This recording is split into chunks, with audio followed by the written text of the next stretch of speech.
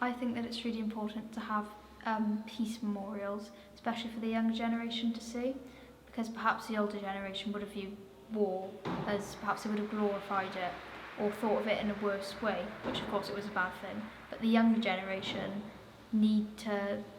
I think there needs to be a feeling of more peace and love so we can live together in a society instead of having war as a glorified thing, and that there should be a sense of more peace and community among young people especially. I think it's absolutely vital to have peace memorials in our areas so that we're constantly reminded of how important peace is. Because while many murals remind us of how horrible and brutal war was, we never really see the good side of having that peace as a constant in our communities now. And there might still be war in other areas, but it's also to be reminded of what might come in the future.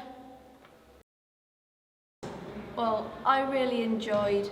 going around and having a look at all the different memorials in our area, because you can really see how they've changed over time, how, especially during World War I, many of the memorials would glorify war, would say that it was an honour. However, as we move forward in time, you can see that most of the memorials turn to just remembering, and I think that's been carried on with our memorials. All of the ones that we can see upstairs, they all promote peace.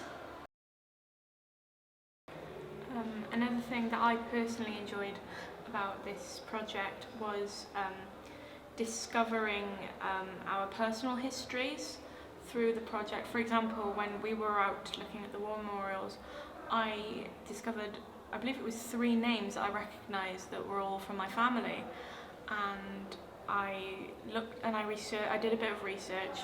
and I found out that I am in fact a descendant of some of those people, and they all passed away in the First World War, which is, it was a bit of a shock to the system, one could say,